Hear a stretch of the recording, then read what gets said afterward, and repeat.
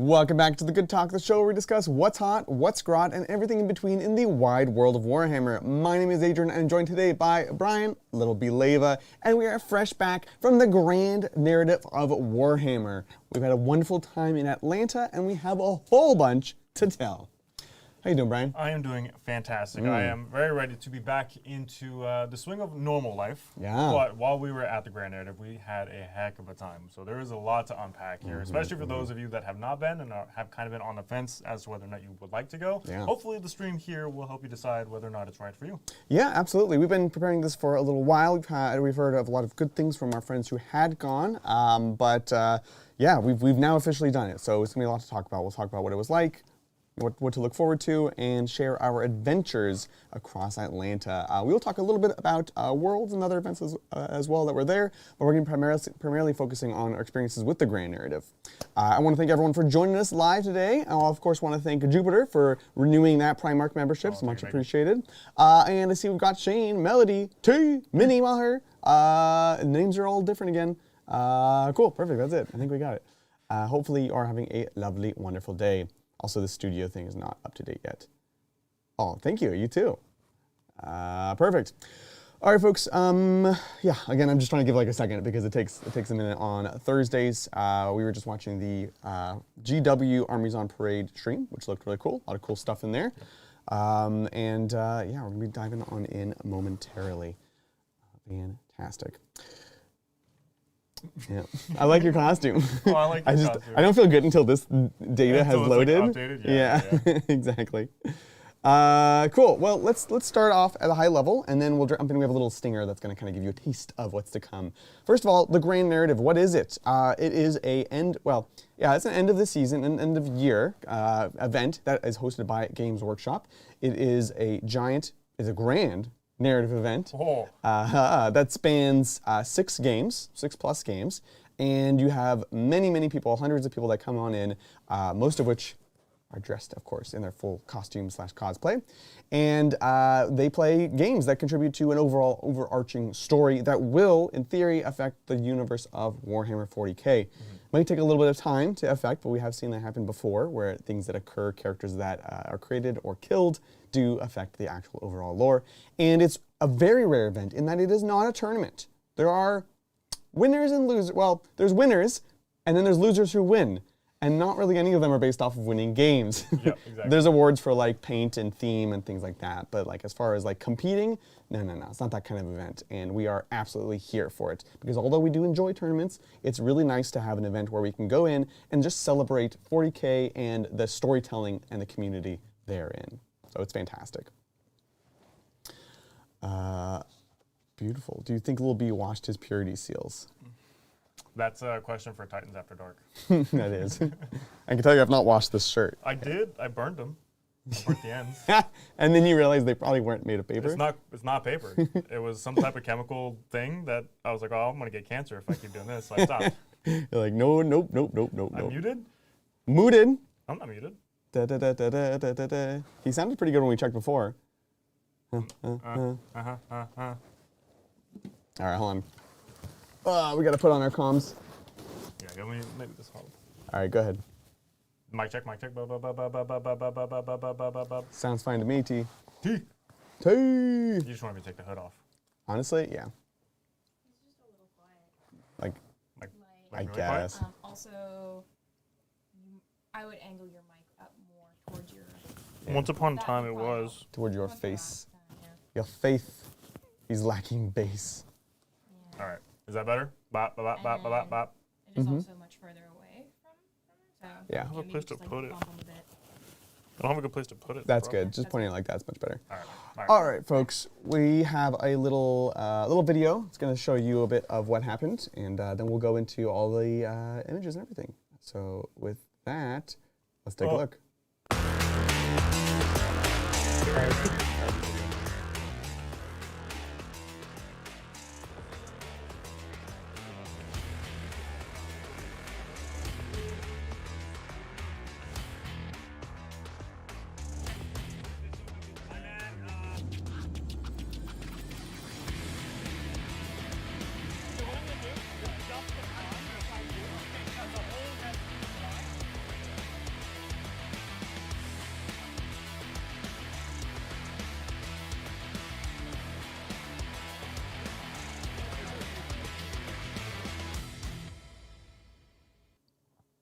Beautiful.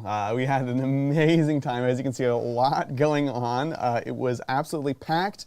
We saw a bunch of the briefing rooms right there, the tables, a little sneak peek of our after hours apocalypse game, as well as Lil B sleeping on the plane. And it was a fantastic time. Dude, I was so tired. I slept both flights the entire entire flight on both flights. I mean, it was pretty nonstop. It was like 24/7. Like Shane was knocking out during one of the briefings. You were just like dead to the world. It's a lot, honestly. So hey, our room smelled pretty good. It did. If you went into the champs, not so much. Anyways, let's take it away. So we talked about what gray narrative it is. Let's go through these images and talk about our experiences. So this is us, obviously, bright and bushy-tailed. We actually had to get up super early. You most of all, to get it. It was like 4 or 5 in the morning, early flight. This is us on the journey. This was like the tallest escalator we've ever been on. It was kind of crazy. So super excited to be heading on over. Shane with his little sleeping. Oh, this one's actually like an animation in sequence. So Shane, of course, realizes we're taking photos of him, got a pose, and then starts swinging. We eventually made it to, this was hosted in Atlanta at the Hyatt Regency. Which I will say, I don't know how you feel, we haven't really talked about it, but I really liked the venue. I thought it was so nice to like, it's always nice when you can have the hotel and the venue be in the same place. Yep. And it's doubly nice when it's like actually a nice hotel. Yeah, exactly. So it was just like super easy, super convenient. Food was very expensive is my one complaint, but you know, it was only so much you can do. Yep. And we had like a nice kind of hangout area in the bar. Yeah, there was a bar, so the main lobby area had a bar in it and like a little market off to the side where you could buy like drinks and even like there's actually food there as well. Yeah. But again, it was expensive for what it was. But it was nice because it gave a place for everybody to kind of congregate to at the end of the night after like Worlds finished for the day and also like Grand Narrative finished for the day. You kind of just had a place to sit and hang out and kind of mingle with everybody, which is not something that's common, I would say, with large events, especially not when we go to things like Vegas, where it's like, well, people just want to go to Vegas. They don't really care about being in the hotel, so there's nowhere for like the event space to kind of host the players. Yeah, exactly. And it wasn't super packed. I mean, either if you're on the competitive side, you have to win a golden ticket. If you're on the narrative side, like it's an expensive ticket. So, you know, it wasn't like it was packed at all times, which meant for once we could actually hear ourselves when we're hanging out, eating, having drinks. Yeah. So that was nice, honestly. So this is before, or as the GW store is kind of getting set up. Of course, we had the big classic Terminator there, which was beautiful. I have images of our day before, but we should probably do that at the end. Talk about the Warhammer stuff. Yeah. Like so we'll do that. But yeah, so that is just a bit about the venue. We got there again, as we just mentioned, a day early because it was a little unclear. I guess if you're looking about going next year, Thursday evening is the first briefing, and it is check-in registration. Recommend you get there for that, but nothing actually happens on the day other than that, which is not what the website led us to believe. Yeah. So that's a thing. So we kind of had an extra day there, which is cool because there's a couple things we wanted to do. We wanted to go to the aquarium. You were super excited about that. Yeah, and I was super excited to go to the Muppet Museum. So more on that once we've talked about the Warhammer. And got to get some barbecue. Just, you know, you got it. You're in Atlanta. Cool. Diving on in, let's talk about how the event worked. So, that video's gonna, hold on one second. All right, hold your breath. Oh. There we go.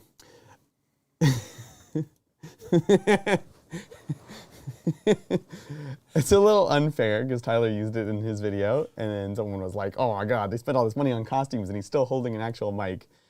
These were live performances that the Lords of War, which are kind of the main characters in the sequence, they're performing.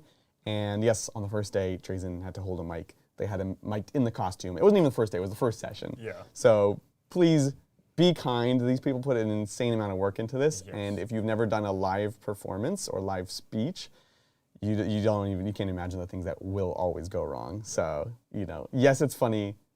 It's actually not an opportunity to bag on GW, not this time.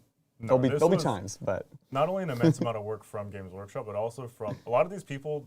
A lot of them are employees of Games Workshop, but they also volunteered for this position, right? Like, this is not an easy task. Exactly. Getting up in front of a room full of people that are kind of, especially the first day, they're kind of half into it, half not into it. Like, I I don't know about you, but like I didn't really know what to expect going Yeah, into it as far as exactly. like the role play side goes and all that kind of thing. So I just approached this as an event. So, like Yep. having somebody fully in character 24/7 and having to be that person in character 24/7 is not an easy task. It is tough, and they did not break character No, at all. not at all. So you had the several Lords of War. It was like 4 or 5 of them. We'll go through them in a bit.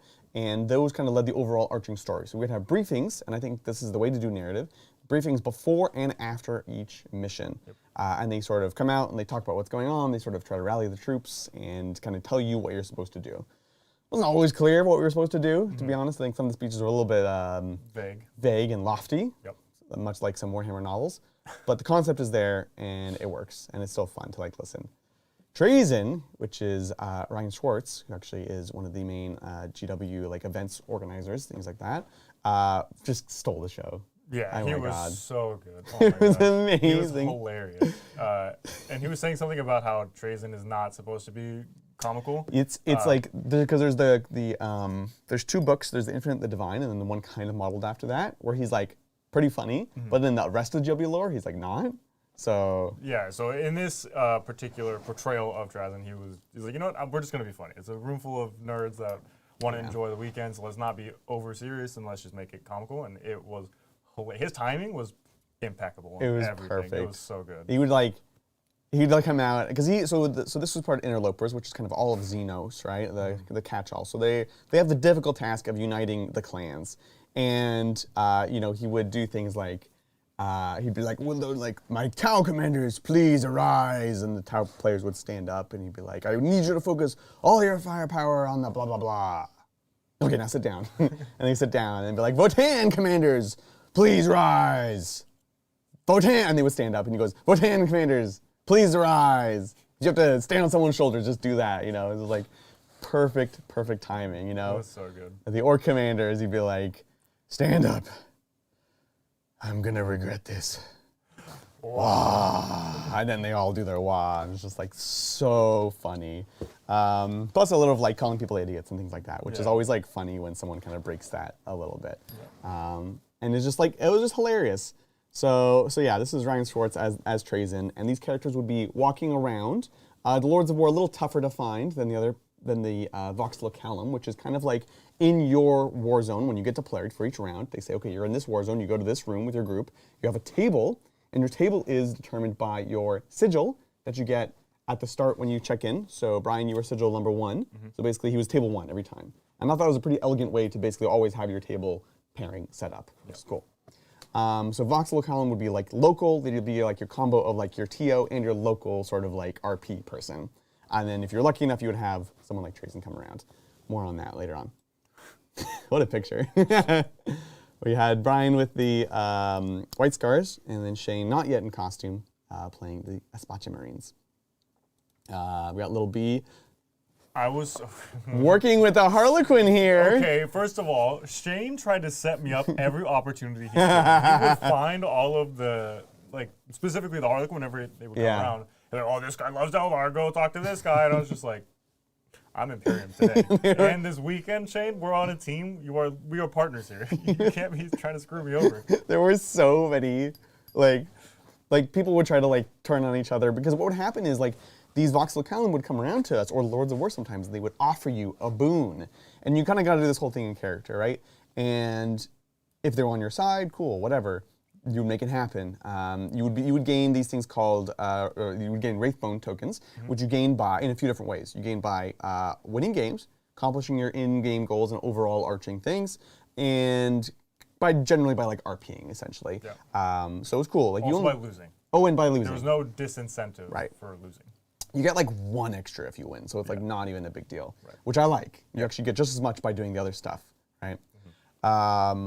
So you would like pay them, give them the thing, and they would give you their boon. But you could also get like the opposing ones, like the Chaos people or the Eldari people, and that was looked upon very poorly by the Imperium, the loyalists, And like rightfully myself. so, Exactly, because here's the thing. As we mentioned, we're affecting the events of the world of Warhammer, but also like the event. So these Wraithbone fragments that we would give would contribute to overall to who is currently winning the war, the campaign, and who would in the end be crowned the winners of the grand narrative. Right. So it had a real world impact. Yeah. So when we hear that Brian is paying off the Harlequin to get boons, Which like, I never did, by the way. I never did. a likely story. A likely story. One of my favorites was we have the infamous picture. Here we go. This one. Oh yeah. So Trazen did visit us this is our second war zone. And we're like, oh, my lord, Trazen, please allow us to take his picture. Actually, someone said that, not me. I was like, this is just for documentation purposes.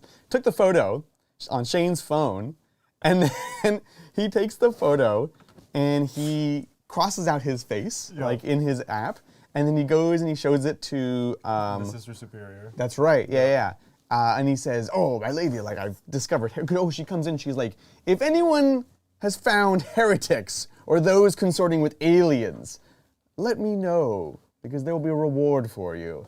And he, like, shows her the phone, and she's like, but what's this face that's, like, crossed out? And he's like, don't worry about that.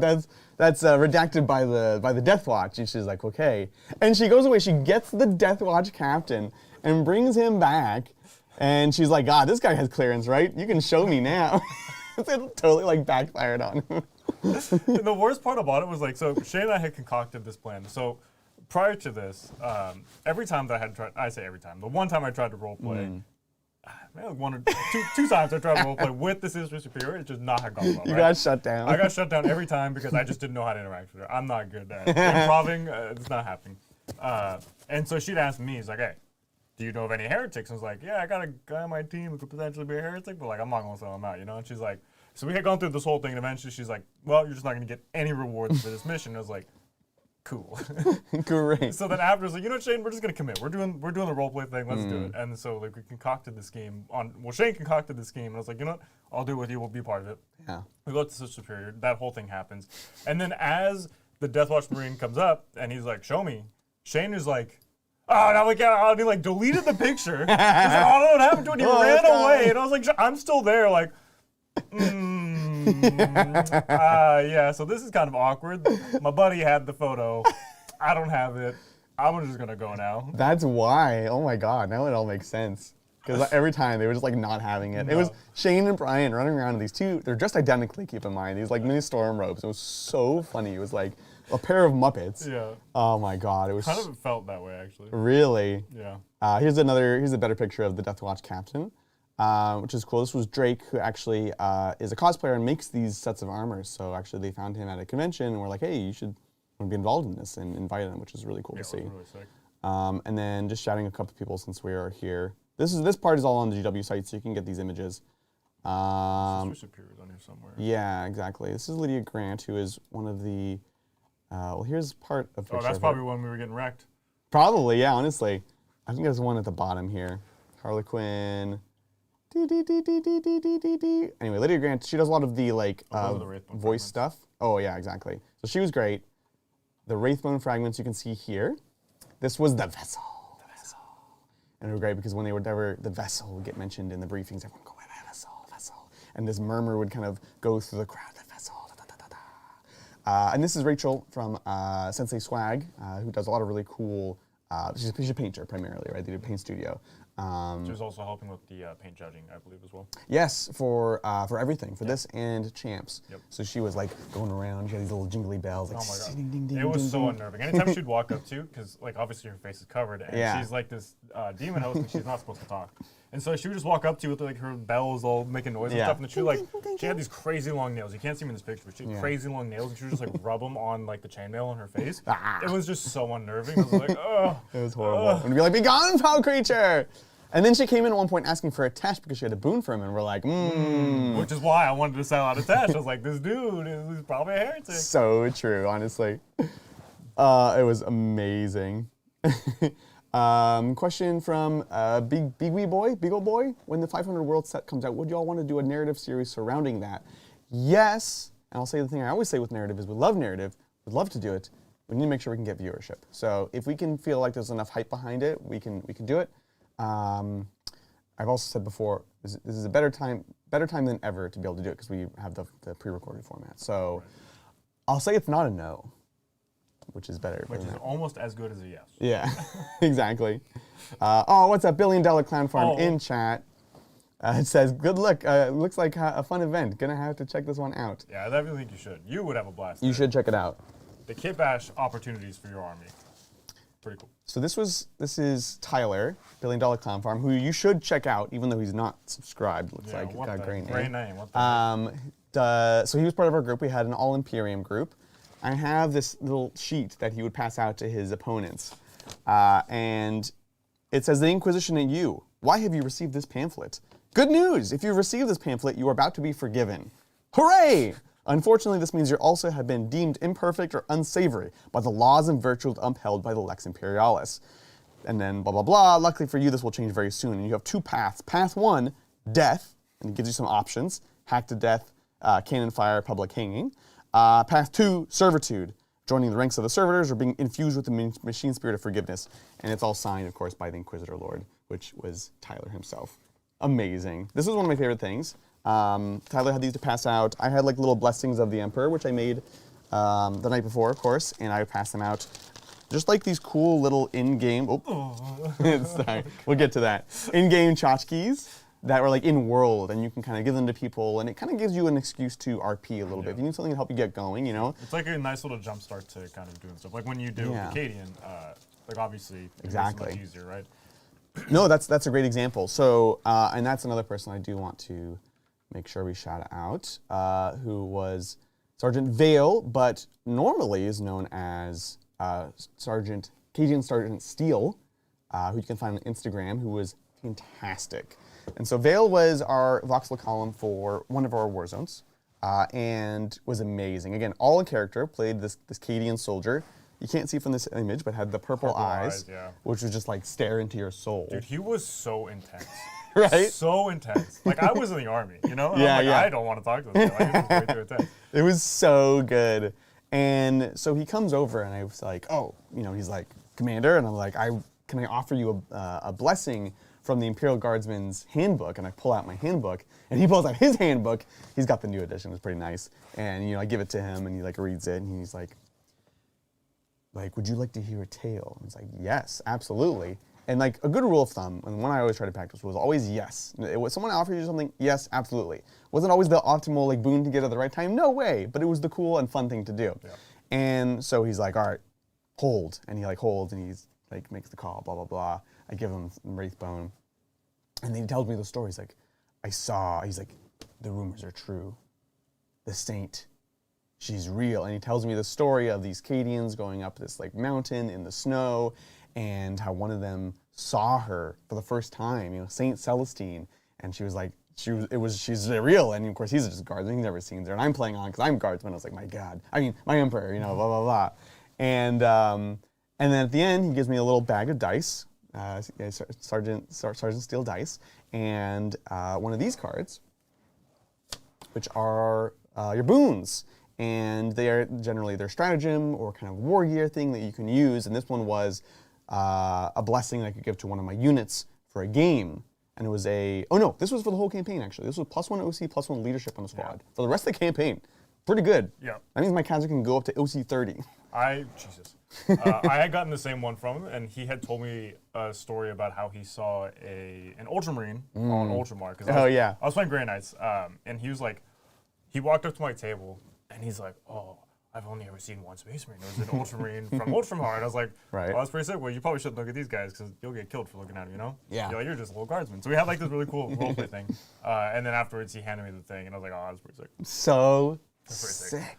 I do want to thank T for gifting 10 Tabletop Titans memberships. Thank you so much. Really appreciate the love and support, making this all possible.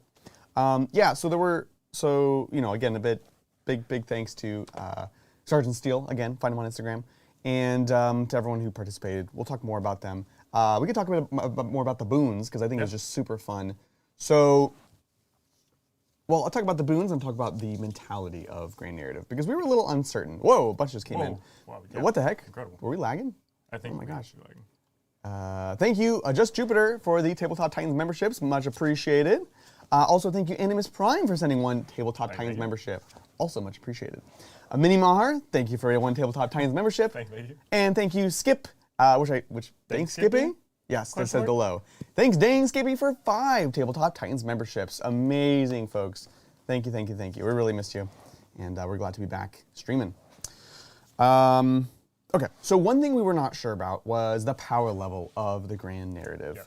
Because Crusade is inherently gamey. Like, it's really hard to get around it. It's like you get your units, you level them up, you make them stronger. They give you the option to randomly roll or pick, and it's just like weird. So we had a lot of questions going in. We didn't really know. We had Atesh and Paul, Paul being the more well-rounded of the two, and Atesh being the more psychotic of the two. God. He was on the... Like if there's 2 ends of a spectrum, you know, he's on the far end, like exactly. on like the power games. Side of things, you know? He's like, we're gonna play it like Diablo and get like all the best stuff. I was like, sounds great. And we weren't sure. He's like, a lot of people are gonna be doing this. We're like, all right, well, let's just see what happens. From our perspective, not many people were. There were some people for sure. There were a lot of people who had some of the upgrades, and there were a lot of people who just didn't understand how it worked, and people who just didn't want to do it at all, refused to use it. And so we kind of trying to suss out, start of the game, like, okay, how many boons are our opponents using, basically? So we would kind of like gather them as we went along, but wouldn't necessarily use them all, because like, I just want to make a good game. Like, you can make these things so insane. It's just like, we talked about on a different stream, the different charts, you know, how absurd they are. Yeah. One balancing factor, or a way of introducing even more insanity, are these boons, because they are wild, absolutely wild. Yep. We'll start on like the lighter end. I think the +1 leadership was pretty light. I got a boon from the Assassin Lord, who is Ed. So if you guys, to interrupt you really quickly, if you guys watched the stream Tuesday, the member stream, y'all will have seen this particular boon in effect, because it's kind of insane. Yeah. And the things that we used in that game, like my army had those things for the Crusade, but I didn't, like Adrian said, we just used them when it mattered, if it mattered. Like if our opponent went super hard into like the upgrading their Crusade force, then we would go ahead and use some of our stuff. If they didn't, then whatever, it didn't matter. Just try to like match their vibe, basically, right? Exactly. Right? Exactly. So Vale, actually, no, I'll tell you what, he gave me 2 of them, because he was one of the first people to come to me, and I did the thing, and I gave him the stuff, and we talked about it. Keep in mind, everyone thought he was a Chaos guy at this point, because he had a little star on his shoulder, and that's a whole other thing. Yeah, we still haven't determined whether or not that's true. Yeah, we are still suspicious. Plus, they kept giving him all this red lighting. It's like, oh man, they really did him dirty. So I gave him the stuff, and it ended up being it was the Liam rule, actually. It was that right away, he shoots a Vindicare Assassin at a target of my choosing. I had Bury in front of me, not toughed yet, and so I was like, that guy. And shockingly, the Vindicare actually hit, actually wounded, and actually killed him. So that was cool. That was 3 Wraithbone fragments for that single shot. So not like the best deal. Other people, I eventually got this other boon, which was pick an assassin, pick one of your units. In the next game you play, they gain all the keywords and all the abilities of that assassin. So not weapons, and you couldn't get loan up. Right. There are other ways of getting loan up, but and they make suggestions on what we can do. We're like, oh, you could do a Calidus uppy downy every turn. You could do a Vectora. Or, I think the one that everyone ended up doing. You could be an Eversor. An Eversor. And what rules does an Eversor have? Well, Brian? let me tell you. So they always just get you advanced charge. Oh, always. That's pretty sick. Advanced charge. I love that on you. Deadly Demise D3. That's amazing. Which applies to every single model in the unit. So if you have 20 Poxwalkers in a squad, they're all exploding. Yeah. But best of which, you get a once per game, auto, just add 6 inches to your movement, plus 3 attacks. On each kind of unit? What? That's crazy. So although you had some people bringing these very powerful units, you would have just kind of wild moments of just explosive damage or something really crazy happening. Yep. I did try to use this in my last game. And I got to tell you, it failed. I wasn't there to witness it, but the defeat in your eyes after you were telling the story about how it failed was incredible. I was like, all right, we're going to do a cool thing. Because I put it on my ponies, my Adelans, who were pretty bad the whole weekend, I'll be honest. But I was like, they're going to have their epic charge finally. We'll do it. They zoomed 22 inches across the board, stood 4 inches away from a couple of Wraithseers, and I was like, let's go. 3-inch charge. Reroll it, 3-inch charge, and then the Wraithseers were like, all right, whooshing, and then cut them all up. I think I exploded 1 pony. But the concept was cool. Like, I had, in theory, explosive ponies It was It amazing. was sick, yeah. So the boons were all kind of crazy stuff like that.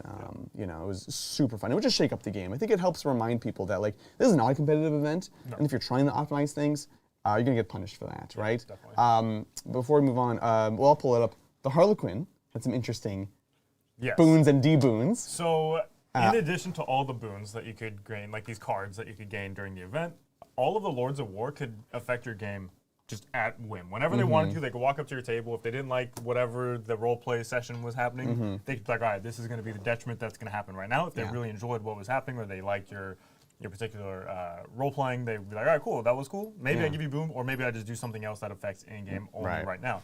So Shane, of course, it's always Shane. Me and Shane, I was Sigil 1, he was Sigil 2. Yeah. Which meant our tables were always right next to each other.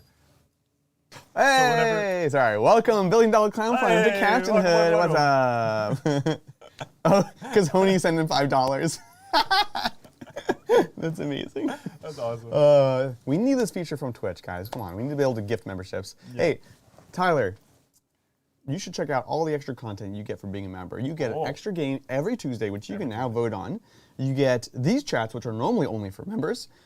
You get behind-the-scenes videos, and you get access to our special Discord where you can chat with us personally. Yeah. It's a great time. If you message me on Facebook, I'm not going to answer. Only through the Discord. It's very true. While you have the membership active. Right. But separately, everyone go check out $1 Billion Clown Farm. Just a real good egg. Also, he did a video about the narrative as well. Yeah, I haven't watched it yet. I'm sure it's hilarious. All right, sorry, I interrupted you. Yeah. What was I saying? Shane. Me and Shane were always playing next to each other. And so whenever Shane would make somebody mad, I oftentimes felt the fallout from the blast. You know? I was well within the splash zone. Right. And so we ended up, our last game, we ended up doing a 2v2s. Like, we just slapped our tables together, because again, it was the last game, and we were playing against Eldar. Yeah. Like, both of our opponents were Eldar. I'm playing Grey Knights. Shane is playing his amalgamation of Blood Angels. And the Harlequin walks into our table partway through the game, and is asking Shane, specifically Shane, all these questions, like, oh, what are you guys playing? And we're like, oh, we're the Imperium's finest, we're Space Marines, well, I'm Blood Angels, he's Grey Knights. And then the Harlequin's like, oh, what are you guys playing against? And Shane, of course, was like, oh, this filthy Eldar scum. And then the Harlequin's like, excuse me, I'm also Eldar. And so now, Shane's like, new wait. roleplay element, we're going to give you a negative in this game. So he's like, roll 4 dice. All right, Shane rolls 4 dice. Add them together. Adds them together to 11. So I'm multiplying by 3. It's like, all right, 33. The next 33 successful dice rolls, you have to re-roll. And I'm like, and Shane was done activating up to that point. So it's just only you. me left, and I'm like, Shane, what are you doing, man? Like, your role playing is hurting me. Of course. So they could do silly stuff like that. So like, it's like a balancing factor in and of itself. Exactly. Like, don't take the game too seriously, because stuff like that will happen. Yeah. And it's just gonna make it. The Harlequin had visited us at the same time, and I was also playing against Eldar. And they say, like, oh, would you say that your battle is on a precipice? And I was like, yeah. This Wraith Knight's on, like, 2 wounds. I'm, like, over here. This failed his charge. And she's like, excellent. And they take these petals, and they sprinkle them across the battlefield. And they say, divide them evenly amongst the 2 of you. Each petal you use, and is an automatic 6 on a roll. And we're like, well, dang, butter my biscuit. So it was actually really sick because the Elder player was having a tough time killing the Dorns, as you do. Yep. And so she just took the Wraith Cannon, the big dev ones, whoop, and uses like 5 6s in a row to like 6 the number of shots, 6 a couple of the shots, 6 the damage, 6 the dev wounds, and just ices a Dorn right after the bat. I was like, that's pretty sweet, honestly. Shane, that could have been us if you didn't make him mad. Yeah, we had really cool stuff, Shane. Sounds like some heresy. $1 Billion Clown Farm says, LOL, basically every game I played came down to deciding how much to pump the brakes and either pumping too hard or just enough. It's so true. Like, and again, we kind of talked about, like, the stream is what is it actually like playing at the Grand Narrative. Yep. And this is what it comes down to, honestly, is like read the room, be mindful of your opponents, try to tell a cool story. I had 6 great games by 6 great opponents who were all trying to have a great time, honestly. But it also felt like a collaboration, you know, and you're going to get people from the whole wide kind of spectrum of people who have played Warhammer, people who only get to play once a year to, you know, be people like us who play every day. And just thinking, let's make this the best, coolest game possible. Figuring out what your opponent wants to do and doing that, you know? Like, some people showed up and, like, they want to fight, let's go, and then we do that. And then some people are about, you know, RPing. It's just like, doing that, and generally speaking, I would say everyone is kind of the same mindset. But just be mindful, everyone has different experiences with 40K, and that's the way to do it. Yeah, I think this event more than most, it's really important to make sure that both you and your opponent are having a good time. Yes. In a competitive scene, it's not as important. Like, you still want to make sure that your opponent doesn't feel bad when they walk away from the table, but their enjoyment isn't the top priority if you're trying to like win an event. You've agreed. There's a certain amount of consent of like, I've agreed to have the crap beat out of me at a tournament. Right, exactly. And there's not an expectation that my opponent plays nicer to me because of thinking about, am I going to have a good time? Yeah. Like, I've accepted that. With this, winning is like such a small thing. Yeah. You have to prioritize the other parts, right? Winning almost doesn't matter because you both get rewarded at the end of the game regardless. And if you do the cool roleplay stuff, you'll get rewarded. If you do like your secret mission or your special objective that you were given by your Lord of War, you can still get rewarded for that. So like winning literally doesn't matter.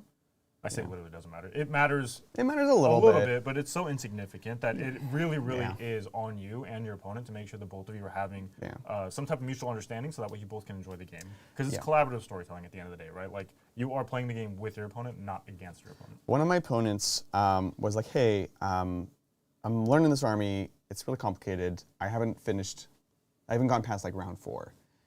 And in a normal tournament, that would be really stressful for me because we're not going to get enough points. I'm not going to blah, blah, blah. But here, I was able to be like, cool, sounds great. Like, it actually does not matter. Like, we'll play as much game as we play until we run out of time. Yep. And that'll be it. And that was like really refreshing. And it took all that pressure off. We could just like hang out, play Warhammer, roll dice. And it was a really great game.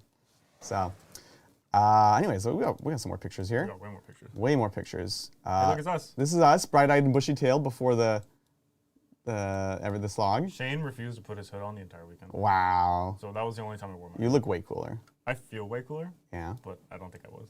You were. Everybody chose Shane over me. This is Shane beating up some Night Lords. Wow. Oh, this was me getting the blessing of the sister, which is pretty sweet. This was a different one from the Celestine one. This one was great. It was 4-up invuln on a unit for 1 game. So it's pretty crazy. My ponies had a 4-up. I kept trying to make the ponies work, but they just could not do it. That was the cool thing. I had them go into 20 berserkers, and you know how many I killed? 3. None. None? I did 1 wound. Oh my God. 1 wound.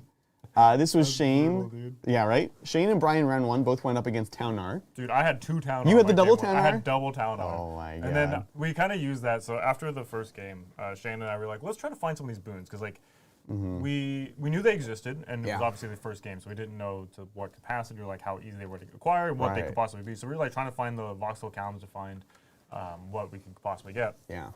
And we found the Mordian voxel callum. I guess he was the Lord of War. He wasn't the Lord of War. He was one of was the ones we could have voted for to be the Lord of War. So I guess yeah, but he was just a Vox. Yeah. I don't know where. But we had found him in a room, and we walked up to him, and we were like, we just did the Imperium a great deed. You know, we killed 3 of the Tau's greatest war engines, blah, blah, blah, blah. And then the dude's like, 3 Taunar? That's an incredible service. Like, here's a boon. And we were like, yes. It was cool. I'm pulling up a picture of him, which was cool. And it was a really good boon, too. It was, yeah. It was like reroll 1s to hit for shooting on turn 3 on. So good. It was really good. But you have to remember to use it. That's I forgot it every single time. Oh my gosh, here he is. This guy was great. He was also like keeping everyone quiet during the briefings. Yeah. So good. So it was him and his brother, who was also the Inquisitor. He was the Witch Hunter. Right? I'm organized. There he is. So this was super sick. Yeah. Just really, really cool. So yeah, you got your boons. Here's Drake. I almost ran away with this. It's so sick. I don't know what he was writing, but he was like trying to. Looks like he's signing something. There's a little kid off to the side. You can't see the little boy. Oh yeah. In the blue shirt. He was like signing thing for the kid, and he was like trying to figure out what to do with the helmet. I was like, I'll hold it for you if you want, like whatever. Right. And then he gave it to me, and I was like, you're not getting this back. I was like, you messed up. It's fine now. So good. I will say, I gotta tell this story. Shane won't want me to tell the story, but I think it's funny. With the Thousand Sun Sorcerer. Oh my God. With Vorsh. So Vorsh, who was the Thousand Sun Sorcerer trying to kind of open up this world, was again also in big power armor. And it's really hard to navigate these things. And so he had, I can't find it. He was walking around with them and was collecting Wraithbone and stuff like that. So he goes over to Shane, they like 2, and he's like, hey, can you put these Wraithbone in my pouch? I can't quite reach it. He like says it like normal voice. Yeah, like normal. Again, I'm right next to Shane every game. So like, I was right by the door because the table we were playing, it was me, then Shane on my left. I was literally at the entrance of the door. Yeah. He walks right past me, beelines it to Shane. He's Right like, to Shane. This is my guy. This is him. I got This him. is my mark. And Shane's like, oh yeah, man, for sure, I got you. And he like goes to hand Shane the Wraithbone, and he like drops some on the ground. And Shane like bends down to pick him up, and he's like, ah, yeah. And he turns on the voice, and he goes, see how we the servant kneels to the power of chaos.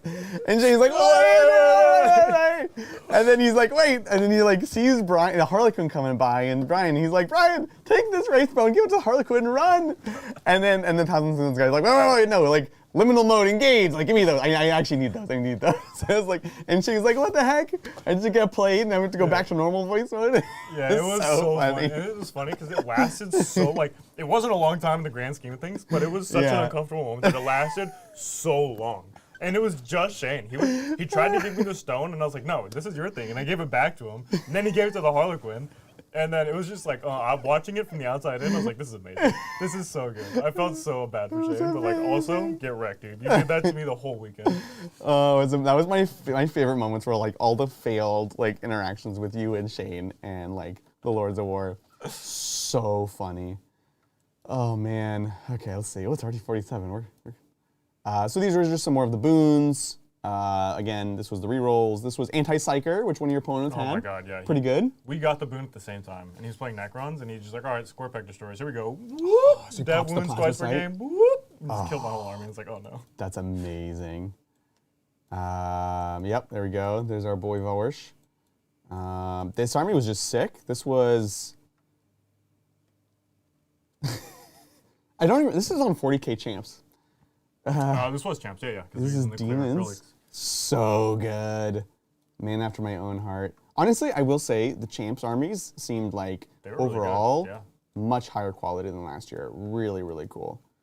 The game one, there was like a mistake with our pairings, so we were down 3 opponents. So Tyler, Paul, and I all did a free-for-all and fought each other, which was a great way to warm up. There's Brian and his White Scars jumper. I tried not to smell him by the end of the weekend. With his White Scars, Shane fighting the Taunar. This was our free-for-all, and this is Tyler's super sick new army. So you might be familiar with Tyler having painted the full World Eaters army in his hotel at LVO. Well, this was a kit bashed and painted army. The priming started the day before, it was Wednesday, the day before he flew out. Yep. That's when he started painting. And it was this really cool, like, custom kit bashed Imperial army. So sick. And there's Tyler and Atesh and Paul and myself at the first game. And he was, of course, in the Inquisitor outfit.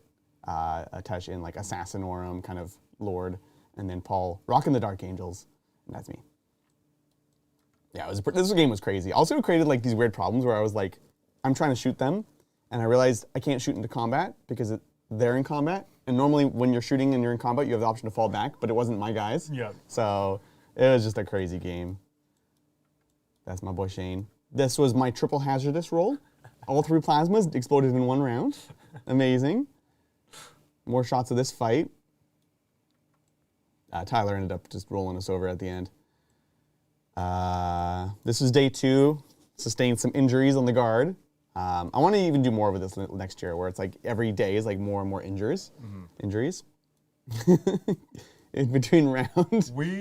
Every meal we just ate in our costumes, basically. Yeah. And we at one point, great. you weren't at the table at this point because you were still playing your game. We had like gone up early to go basically get a table.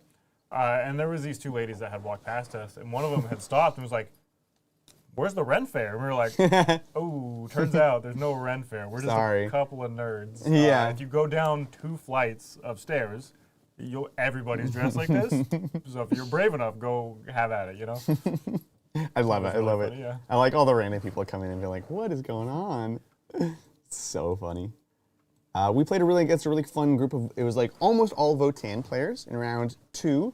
And a few of them were actually the Preferred Enemy folks, do a cool podcast. And so check out them. First of all, shout out to Preferred Enemy. And that was a ton. Oh, I haven't even showed my tchotchkes. So I was gifted a Votan hammer after my game. Pretty sweet. I'm gonna have to paint it up, and it's got like a little dice holder inside.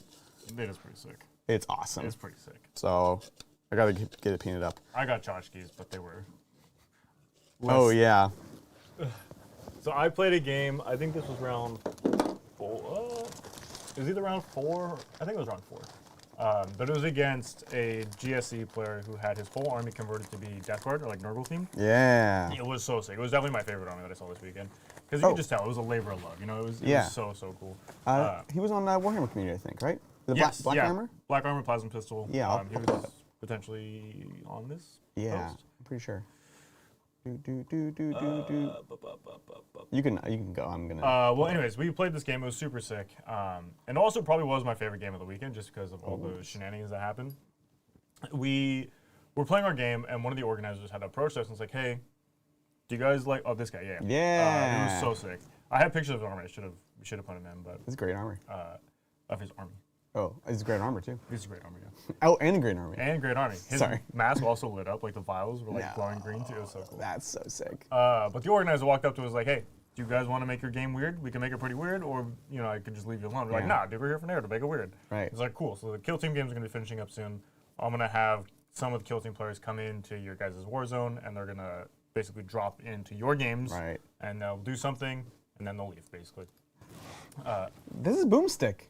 Yes, Boomstick. Ah, Boomstick. Hey. I hello. didn't even realize. That's awesome. Yeah, it was so sick. Definitely What my the heck? favorite game for this weekend. So there was a Kill Team that dropped into our game, and it was a Deathwatch player. And the organizer was like, "Hey, you can either be a free agent, do whatever you want, or you can pick one of the sides to be on." And he was like, "Well, I'm Deathwatch. He's Grey Knights.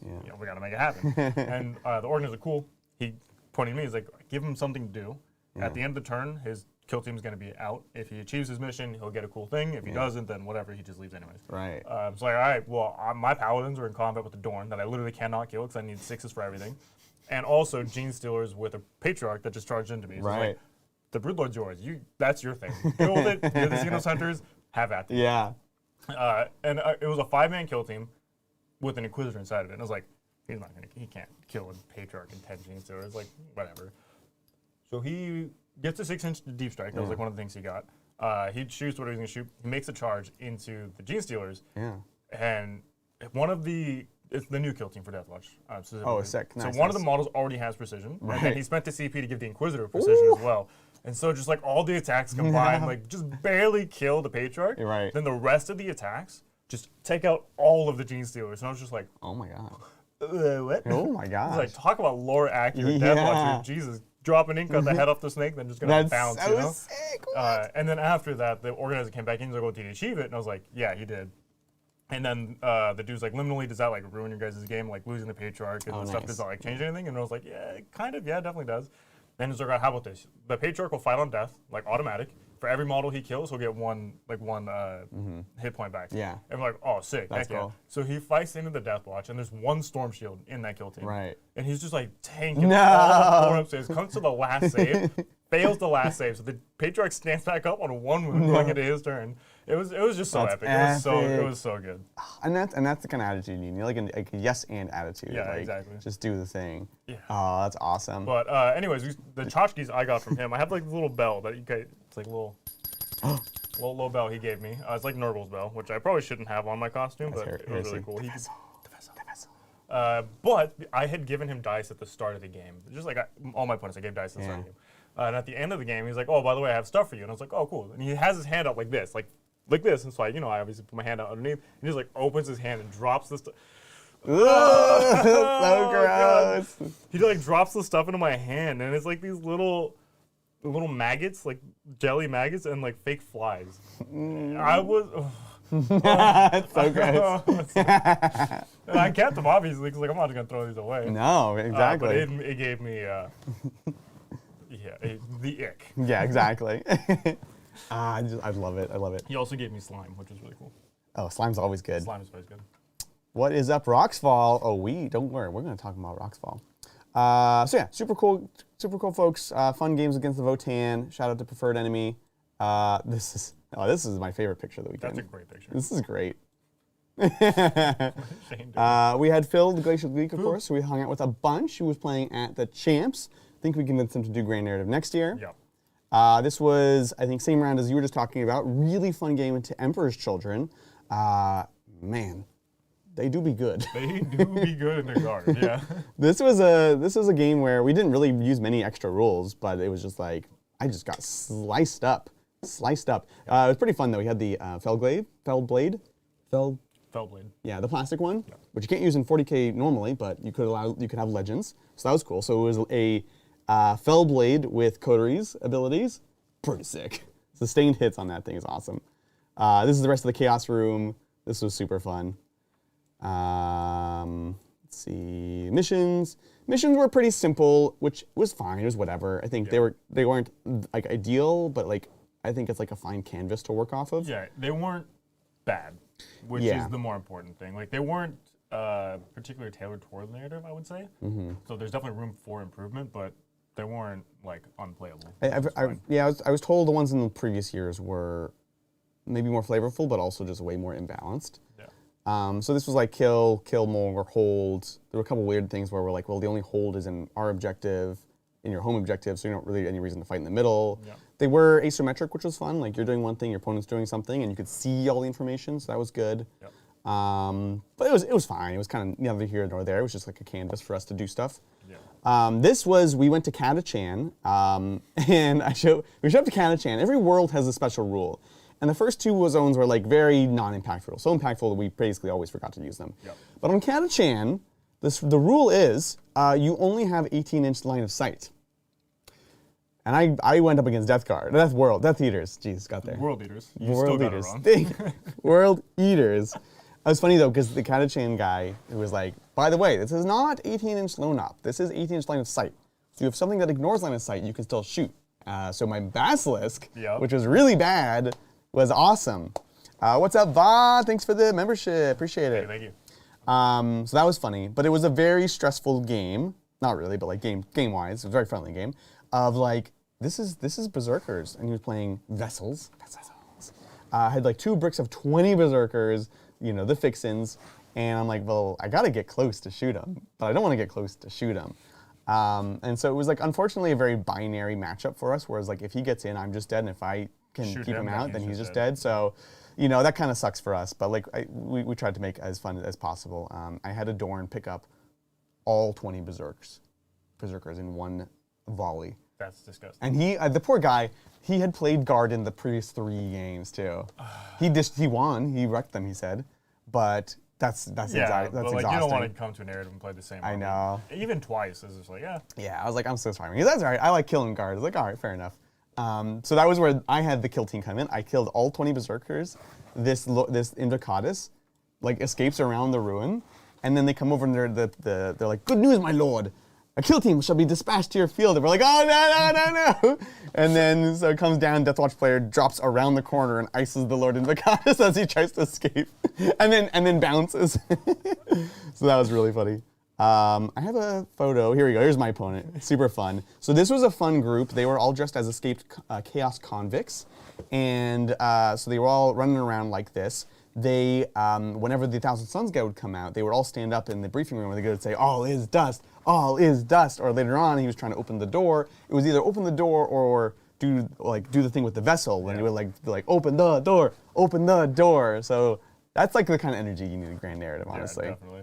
And I got a little piece of escaped convict, actually. It's just a piece of a skin, it turns out. Yeah, it turns out. I was supposed to turn this into my Lord of War. I think they had given them things to give us when we give them this, which is cool. But I just was very busy, so I got a little piece of the harvest. Pretty sick. That's so sick.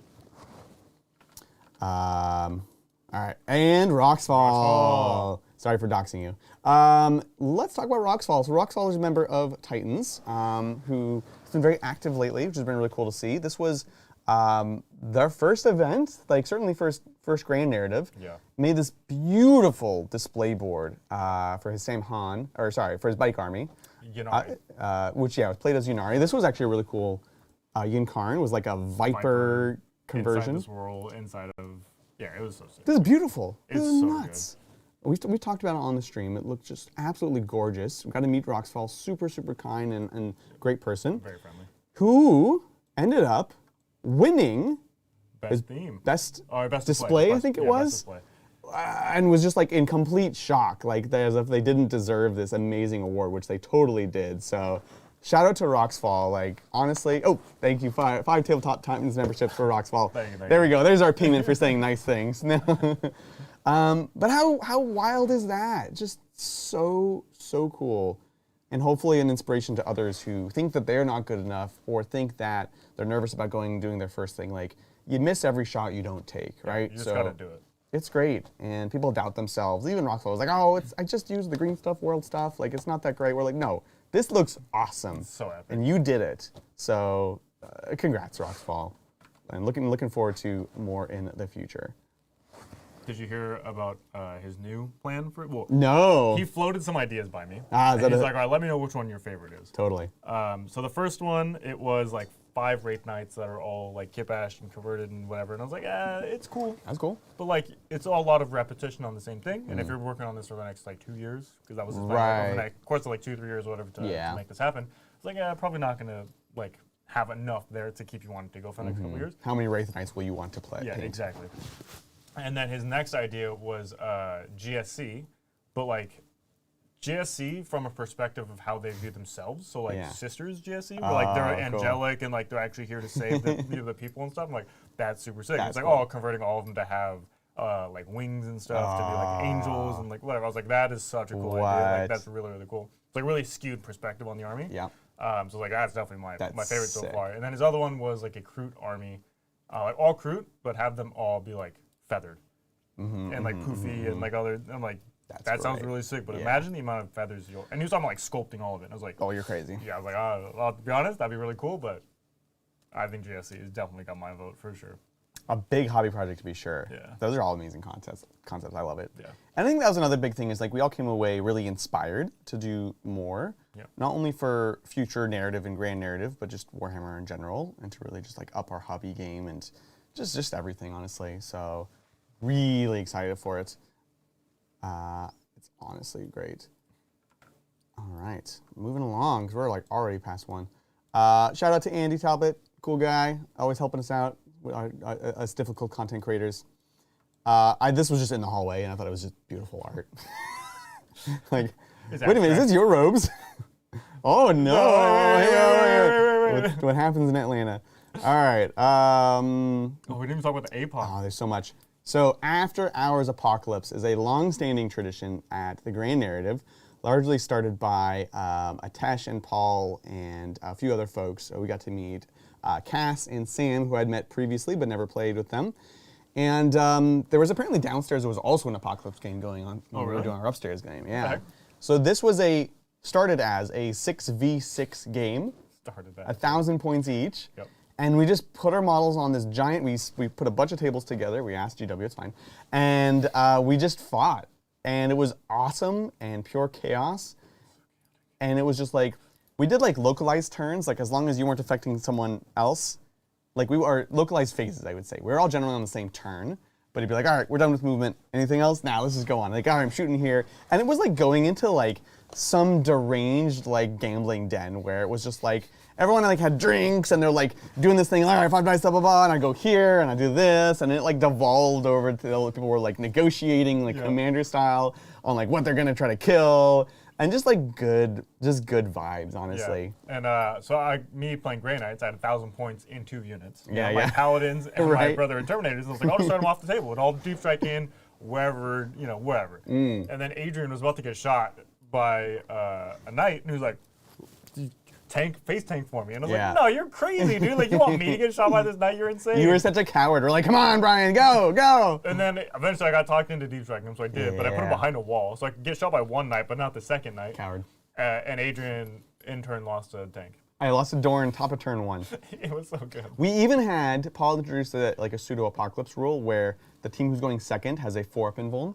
And then basically, we would have a 4-up invuln, then they would have a 5-up invuln to kind of account Mitigate for the stuff. damage, Yeah. Because, like, obviously in an apocalypse game, getting to shoot with 10,000 points Yeah. before your opponent gets to shoot, like, that sucks. Exactly. So having a 4-up invul army-wide if you go second, Yeah. pretty good fix to it, I would say. Which is awesome. And that's a cool thing is GW keeps the gaming areas open after hours so people can go and just play more Warhammer and have a great time.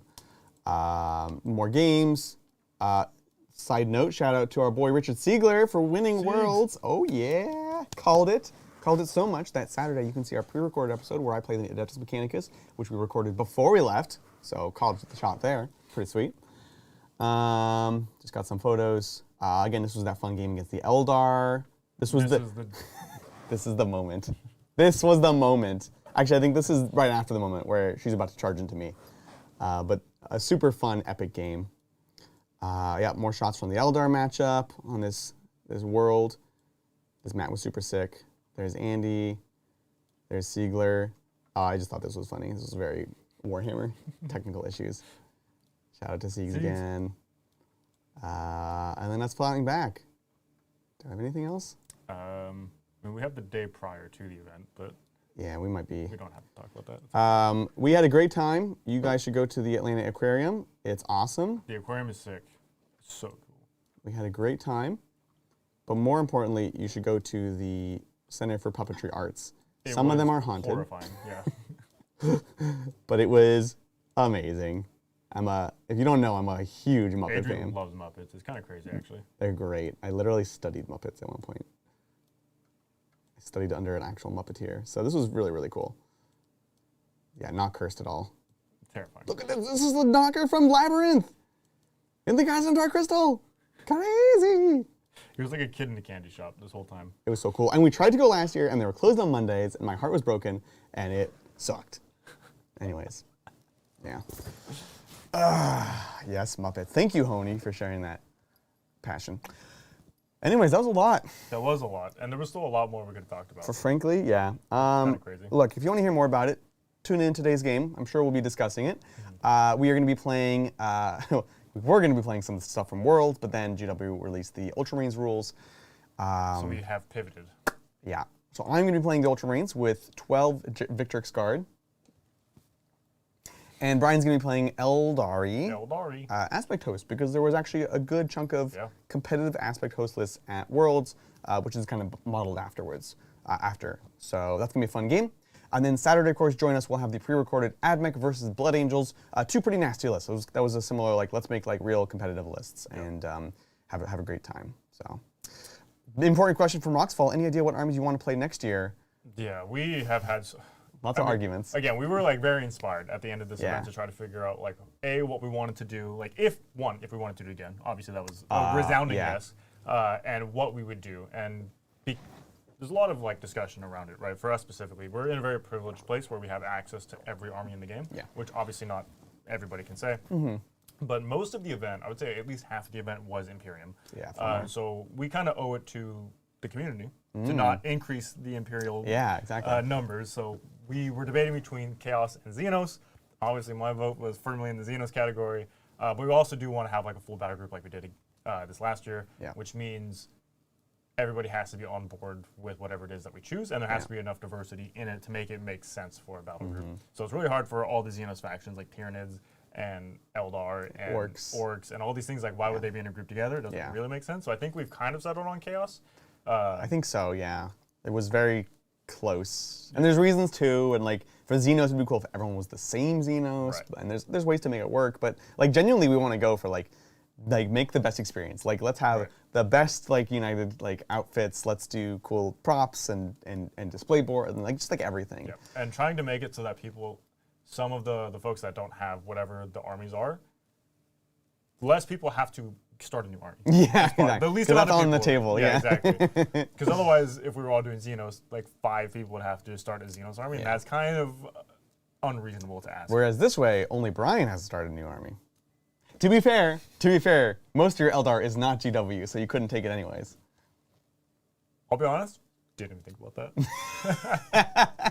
that. You would have to make another Eldar army. Yeah, I actually probably would just do Dracari at that point, because I have a Dracari army. Oh, that's true, yeah. Well, you don't have to worry about it, because we're going to do Chaos. Yeah, now I just got to start a Chaos army. Honestly, I'm starting now, because I also want to take that to Maelstrom Mixer in the spring. I think I might even try to make a costume for that, because it's just fun. Yeah. So I think you're doing Emperor's Children. I think you've decided. Yeah. And I think I'm also probably looking at Emperor's Children. Yeah, let's go. So I was looking at all the other factions. Chaos is too large of a collection for me to want to try to invest in. Yeah. Or Chaos Space Marines generic. Yeah. Thousand Suns, not a huge fan. Yeah. World Eaters. My brother has World Eaters. He would not be happy if I got them. And Shane also has world leaders. I can't match with Shane 2 years in a row. It's crazy. So I think I've settled on Emperor's Children as well. Yeah, so true. Yeah, so you can have conversions. You just can't have other companies. Yeah, so which is a lot of my understandable. stuff is third party. So a lot of my aspectories are RTLW. So I'm sure that they wouldn't care, right? Like they always do care, but they wouldn't stop you from playing. We did see stuff that wasn't GW there. I just wouldn't tempt fate. But I wouldn't tempt it, nor would I feel like comfortable doing it when the rules explicitly say don't do it. And you can have like little bits and things like that. But I have full models. Yeah, so exactly. It's a bit of a bridge too far, which I understand. Fair enough. Trench Crusade Grand Narrative when never event yet when Nokovic says Trench Crusade Grand Narrative event when. The answer is yes. Soon. We have plans. We have plans to participate. We're talking about our own, or even like we kind of want to run a narrative event, but then maybe we should just do a Trench Crusade one. Although we have the terrain for the 40K one, like we could probably run that tomorrow. The other one we'd have to make a lot of tables.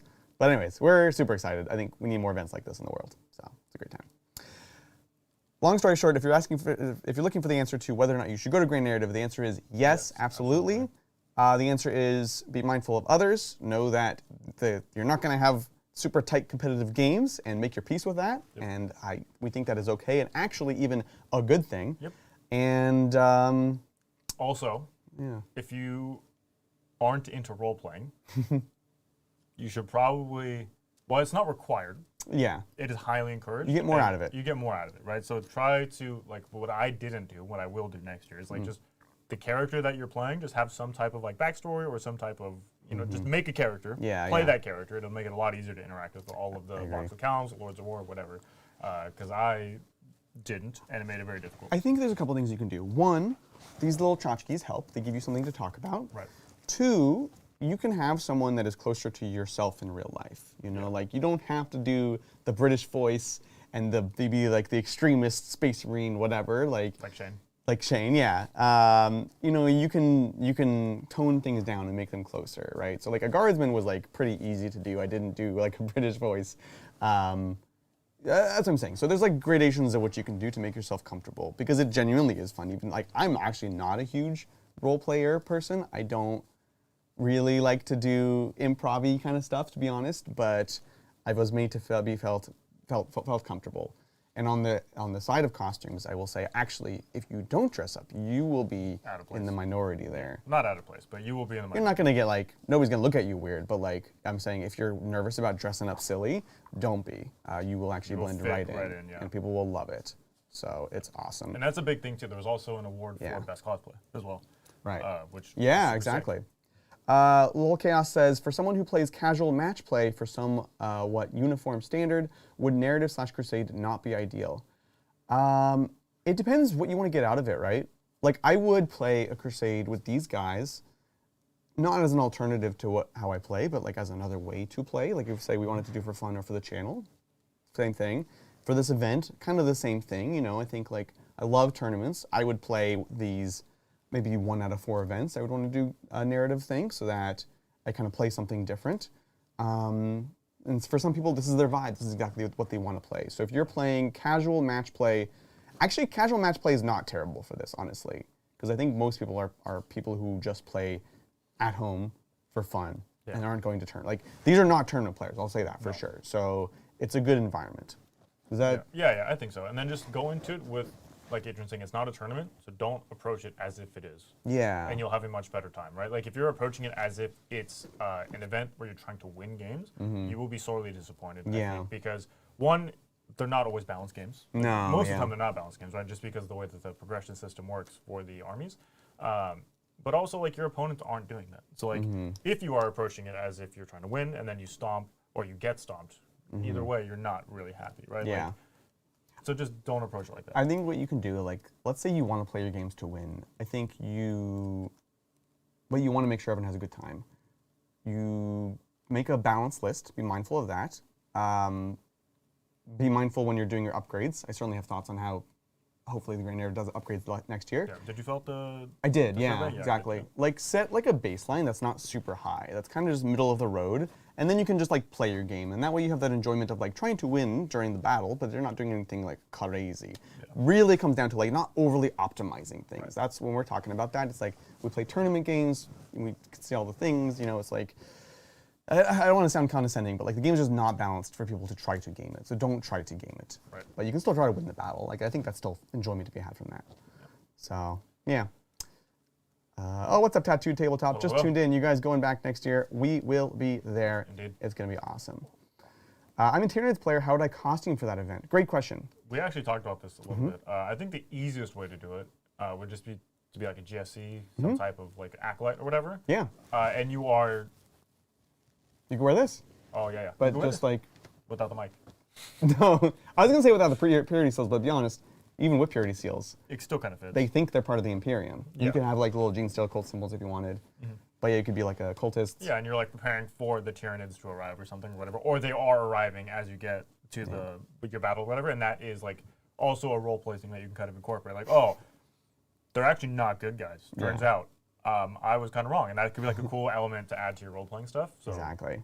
as far as like dressing up as a Tyranid, It's a big challenge. so that's pretty tough. So That would be a big project. I think I would just default to GSC cultist. Yeah, exactly. What's up, Justin? Says, hey, I've been playing Crusade recently, but I feel like these events have way better rules than the Crusade books. Things like secret missions are way better. Any place that these rules can be seen? Great question. I wish there were.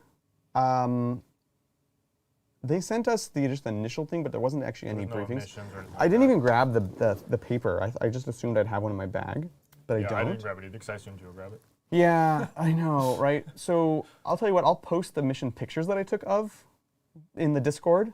That's basically all I have. Yeah, and to be honest, the Imperium missions were all largely the same. Yeah. Like there were some that had variation, but a lot of them were just hold an objective, kill a thing, and then maybe the third tertiary objective was slightly different. But Boomstick says they're in the Warcom blog, maybe. So check those out. Okay. The missions were simpler than Crusade missions. The Crusade missions are pretty wild. Yeah, yeah. So that's a thing. And then, what was I going to say? Enhancements and stuff, briefly, because we're way over time. In the packet for the event, it basically said each game, pick one weapon enhancement that was in the thing and pick one battle trait and assign those. And honestly, I think that might be a better way to just do that instead of doing the normal XP at Crusade. Yep. In like Crusade events, like the XP is kind of fun, but that is kind of where the power gaming comes in. 2, it's hard to track. Most people aren't even dealing with that. And Crusade Grand Narrative is kind of like a speed run of everything. So just being like one unit gets each of these kind of seems to make sense to me. I think that would probably work for more people. But It's easier to track when the games are more spread out, but because we're doing 6 games back to back to back to back to back, Yeah. it makes it very, very difficult to actually do the bookkeeping. Yeah. So the system that they had in place, in addition to all of the other Crusade stuff, I think was better than the other Crusade stuff for this particular event. But that's not to say that it's better in general whenever you do Crusade anywhere else. Just for this event, because the amount of people, just the way that the event works, I think that little pamphlet of like pick a thing, you guys get the thing, and then that is it. I think would be totally fine. it's good. And give it to like who deserves it or something, Primal Watts asking, saying just hopped in. Is there any orcs role playing? That's my motive to go next year for sure. Oh yeah, let me tell you, the orcs orcs, go they are hard. loud and proud. Yeah. They won best So Grineal Vex won best. theme. Yeah, best theme. Yeah. Kind of like best overall in a way, which you can check out on Instagram. Grineal Vex, full like dig a knob outfit, giant display board, always in character. It was very cool stuff. So yeah, absolutely. Beast Nagas, Nagas was that'd be sick, fun. yeah. Yeah, exactly. Yeah, Orcs was one of our forerunners. If we all did Xenos, it was like everyone do like a different Orc tribe. Pretty sweet. We also had a version where everyone takes a Stompa. Pretty sweet. Well, Brian didn't like that. I didn't but like that one. That's awesome. Oh, yeah, 3D print a nautiloid on my shoulder and speak through me. That's amazing. I love it. And to be clear, you can 3D print stuff. You just have to sculpt it yourself. That's the idea. There might be some GW ratio thing, but the main thing was like you can have other parts as long as you sculpted them yourself. Yeah. So that's what yeah. Anyways, getting off track. All right, that's it. We got to eat lunch before we set up for the stream. Yeah, we're gonna Hopefully- set up for another stream also. That's right, we have a stream. We have a recording after the stream today. So Yeah. hopefully you all enjoyed it. We had an absolute blast. We would love to see you next year at the Grand Narrative, and maybe check out the Maelstrom Mixer upcoming in spring. That is our local event. We will be there. That's going to do it for us, folks. We'll catch y'all next time on the Tabletop. Bye.